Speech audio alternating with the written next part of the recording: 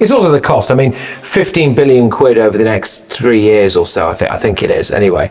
When we're cutting winter fuel payments for pensioners, tax burdens going up and up, it does seem like the social contract's a bit broken there, I think, doesn't it? I think you're right. And I think it's one of the things that people, they don't understand. They don't understand why politicians can't fix it.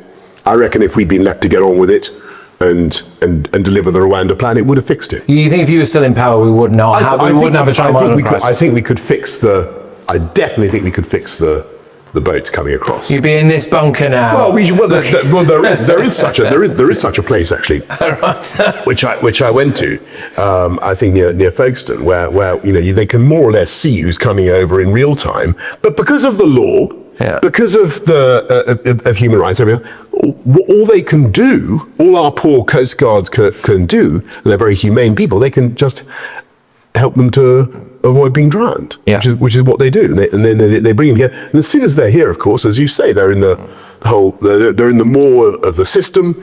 They're surrounded by lawyers who do everything they can to keep them here, and they made it. It's ridiculous because France is now not occupied by a Nazi tyranny, right?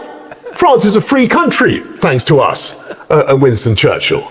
They're not fleeing tyranny in France. They're not fleeing oppression. They're fleeing one of the richest countries on earth to come to us, an even more successful country. And it's ridiculous. They have no reason to come here like that. And we should get back to the Rwanda scheme. All right. Seriously. Well, and what the interesting thing about the Labour government, because they said it was terrible against human rights. Look at what they're doing. If you listen to what Labour is actually now saying, which I don't do very often, but I hear Starmer saying himself that he would like to see an offshore processing system. Am I right? Well, they changed their tune on a huge amount of stuff, haven't they? I mean, Keir Starmer, arguably a man who spent most of his career going into bat for people who maybe had. Well, he's part of the whole network, right?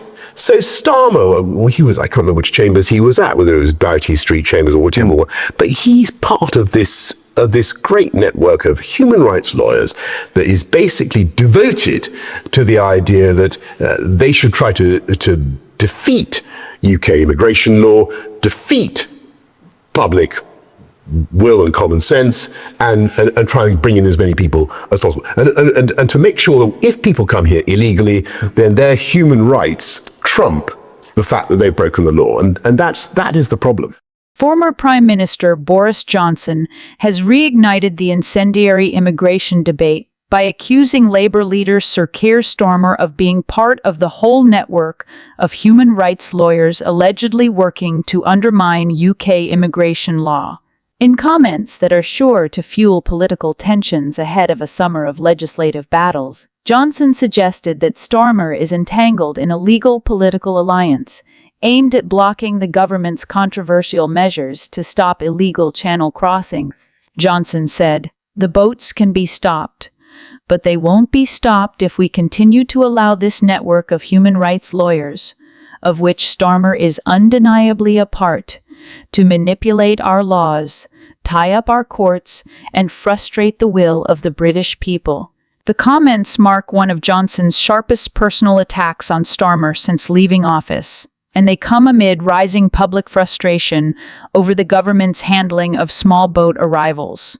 Johnson's remarks appear designed to cast Starmer as complicit in the bureaucratic gridlock that has prevented several key immigration policies, including offshore processing and expedited deportations, from being implemented at full scale.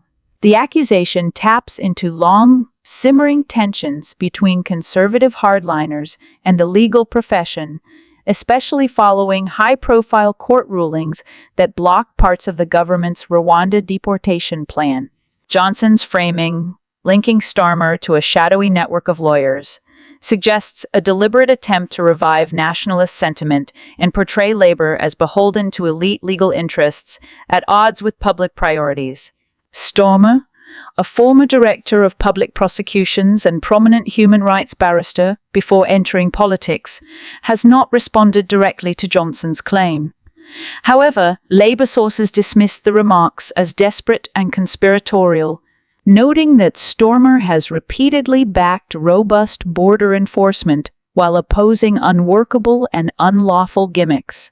Beneath the surface, Johnson's rhetoric reflects a broader, ideological battle playing out in British politics, one between populist calls for sovereignty and control, and a legal framework rooted in European human rights standards. The UK's ongoing relationship with the European Court of Human Rights and debates about reforming or replacing the Human Rights Act are likely to intensify as politicians seek to redraw the line between executive authority and judicial restraint.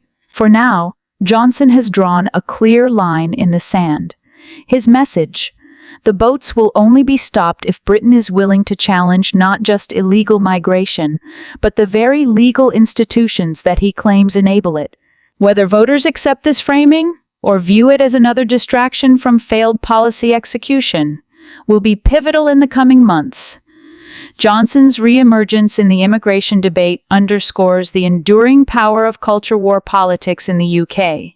By casting Keir Starmer not merely as a political opponent, but as a symbol of legal obstructionism, Johnson has reinserted himself into the Conservative narrative. And next, we'll go to Robert Bates. Together, we'll see how the issue of illegal immigration is getting really silly. Thank you very much. I think we have to start with this staggering cost of the asylum hotels and accommodation, more than £4.5 million a day. It's more than triple the original estimate. £15 billion over 10 years is what they now think. They thought it would be about £5 billion over those 10 years from 2019. I think we can guarantee, given the scale of the migration issue that is ongoing and getting worse, 40% higher the Channel boat arrivals just this the first few months of this year than on previous years, that bill is going to go up and up and up. But why on earth are we spending so much money on this? The whole thing is getting quite silly now. I think there's obviously an element of poor public procurement. We know that the government is not very good at actually buying services or goods when it needs to.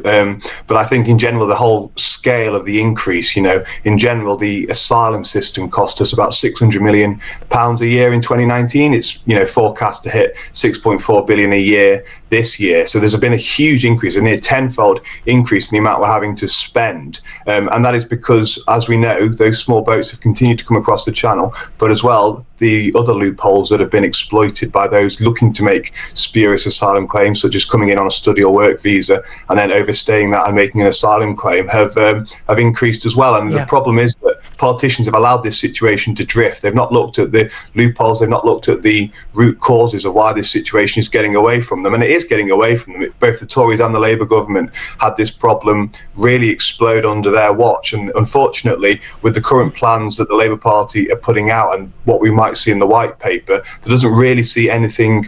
No, nothing's going to change. They haven't smashed the gangs. They haven't dealt with all of this stuff. And they haven't. Well, again, there was a pledge from Keir Starmer ahead of the election. They were going to get rid of the hotels. No, we're not going to have people in hotels. Oh, no, what's your brilliant idea? Oh, we're going to put them all in private accommodation and pay landlords twice the local going rate and force British families out of those homes. But it's interesting, you say that it's not just the number of people arriving on the boats that's gone up and the number of people who are doing these spurious applications after their tourist or work visa or student visa has finished and go, oh, turns out it's too dangerous to go home.